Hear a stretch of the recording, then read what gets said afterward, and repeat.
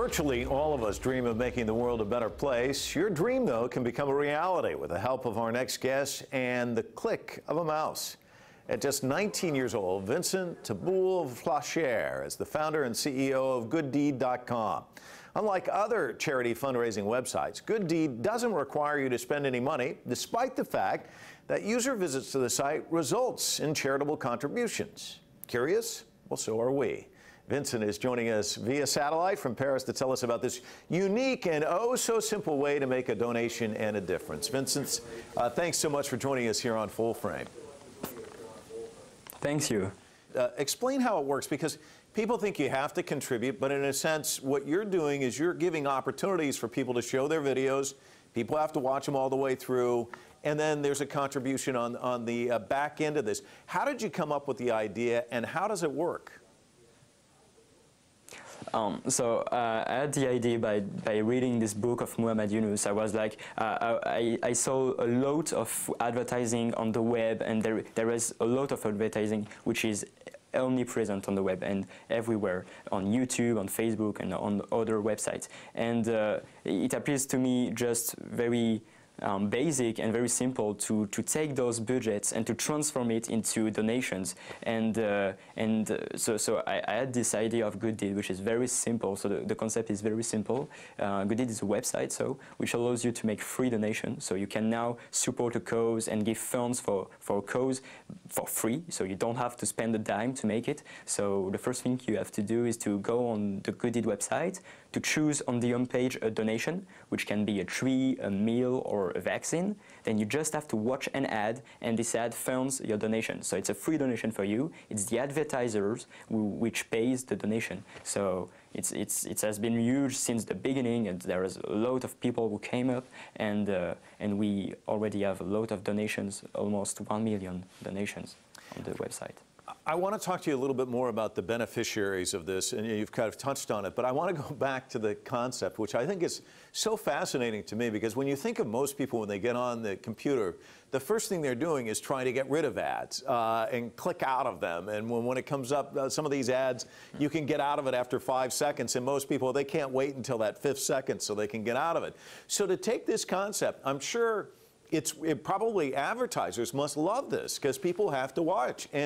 And then the people who are watching feel as though they're doing a good thing as a result.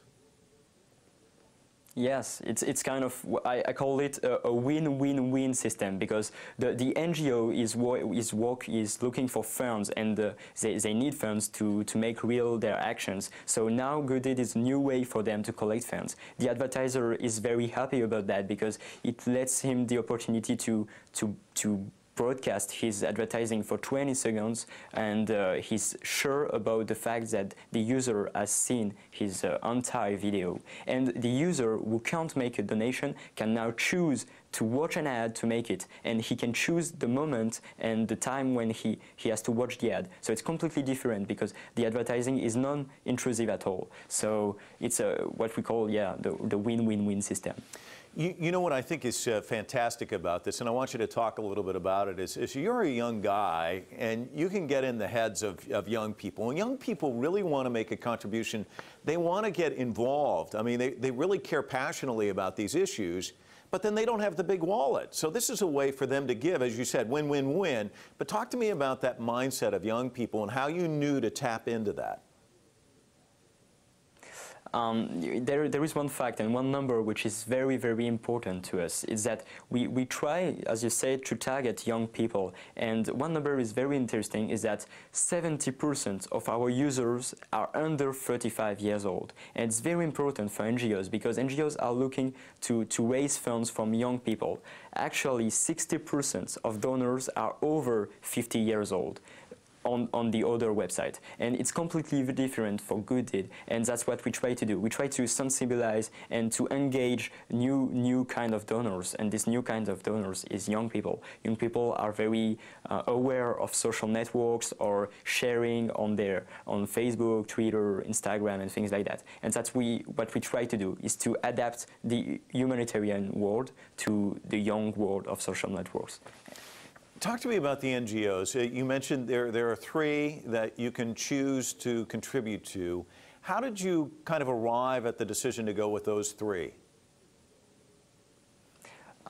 We choose the three NGOs, which are UNICEF, World Food Programme, and WeForest, and we choose them because they are very trustworthy and they gave us a lot of transparency about the project we found. And one thing was very, very important to me is that actually people, when they give money to a charity, they give $50 and they don't know what the NGO does with this money and where the funds goes. What we try to do with Good Deed is to give them feedbacks about the project they found, as the user can see all the story and all the advances of the project he has found. And UNICEF or World Food Programme and WeForest gave us the opportunity to let them give those feedbacks to our users, and it was very important for us.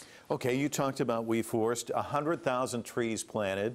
I mean, we're talking about children in Kenya, 18,000 of them fed for an entire month. These are really dramatic numbers. Also, vaccines handed out in large numbers. As these numbers started to increase and you started to see the impact you were having on people around the world, what was the feeling?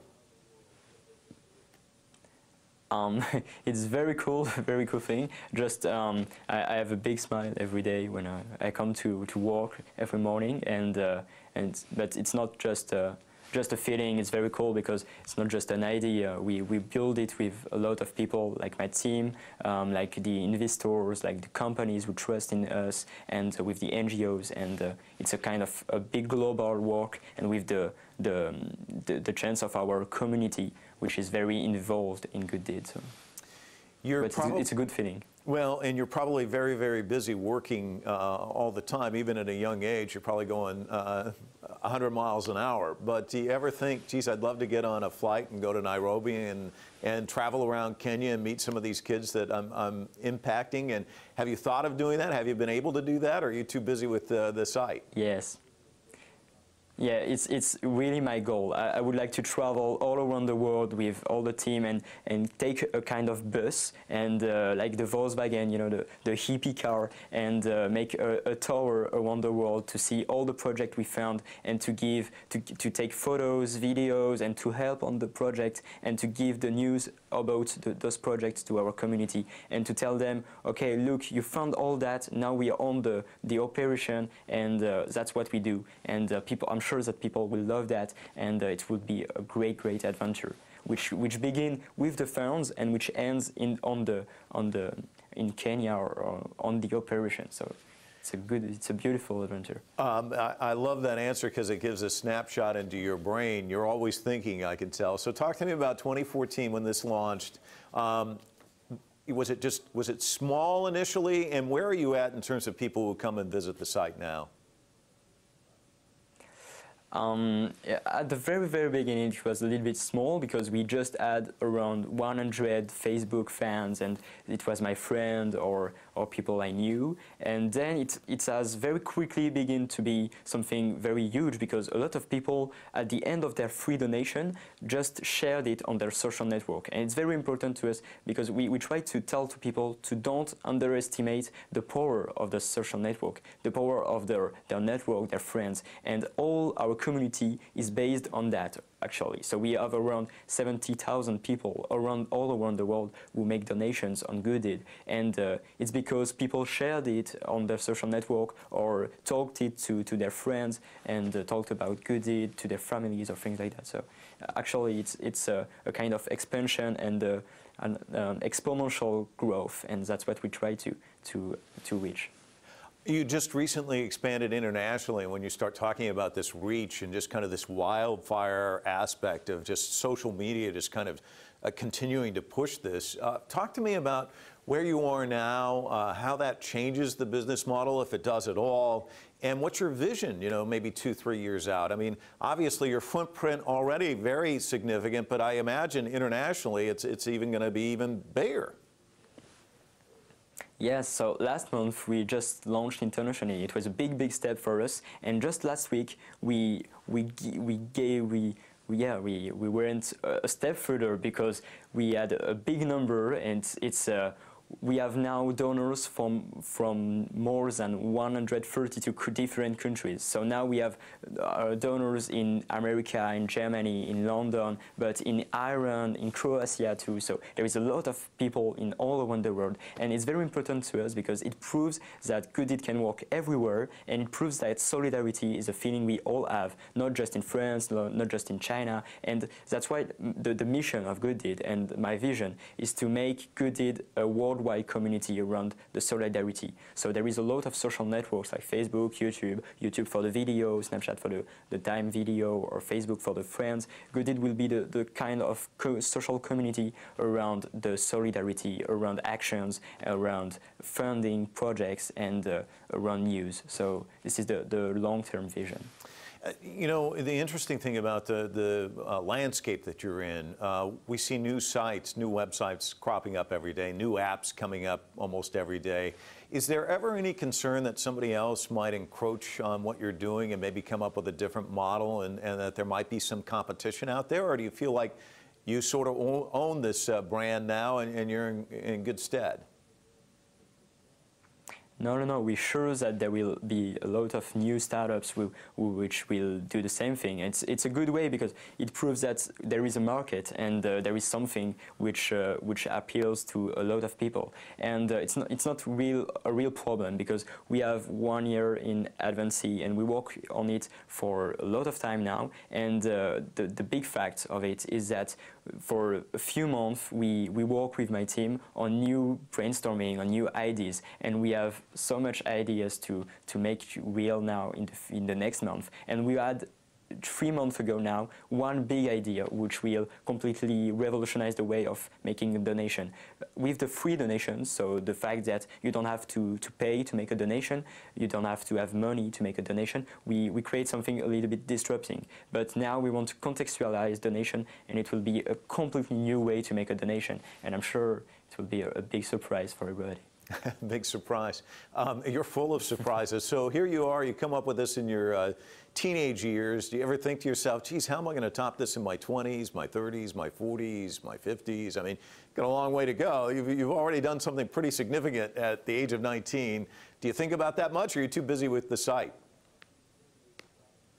I try to be quite very busy to don't think about that, but yeah, I think a little bit about that. But there is something that it's very important for me is that I quite cool to make Good Deed real, and one day maybe in 5 or 6 or maybe 10 years, I would like to join a school and to learn like everybody. It's a dream that I have. Vincent, thanks so much for taking time and talking to us from Paris. Really appreciate it. Thank you. Thank you very much, Mike. When we come back, losing a cell phone is a hassle for most of us, but for our next guest, it was the beginning of an adventure of a lifetime that took social media by storm.